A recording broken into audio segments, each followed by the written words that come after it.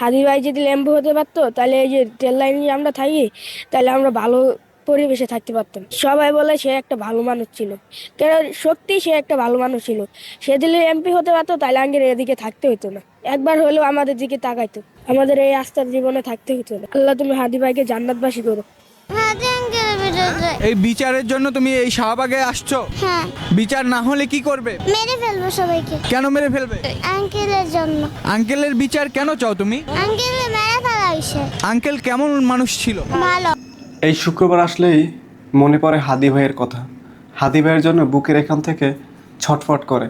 এই শুক্রবার আসলেই তার বজ্র কণ্ঠে ঝরা কবিতাগুলোর কথা মনে পড়ে। হাদি ভাইকে আপনারা ভুলে গেছেন। হাদি ভাইয়ের ভিডিও দেখলে এখন আর আপনারা রেসপন্স করেন না, শেয়ার করেন না আপনারা। হাদি ভাইকে এভাবে আপনারা ভুলে যাইতে পারেন না।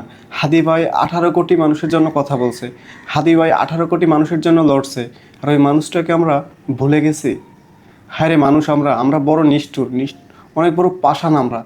যেই মানুষটা আমাদের জন্য নিজের জীবন বিসর্জন দিয়ে দিয়েছে, যেই মানুষটা এই দেশের জন্য নিজের জীবন দিয়ে দিয়েছে, সেই মানুষটার জন্য আমরা কিছুই করতে পারলাম না। ওই মানুষটা আমরা বিচার করতে পারলাম না। ওই মানুষটা মারা যাওয়ার আগে বলে গেছে যে আমি যদি মারা যাই আমার বিচারটুকু কইরেন। এই বিচারটুকুই বাংলাদেশে হয় নাই। আমরা বড় বেইমান, আমরা বড় নিষ্ঠুর, আমরা বড় পাষাণ।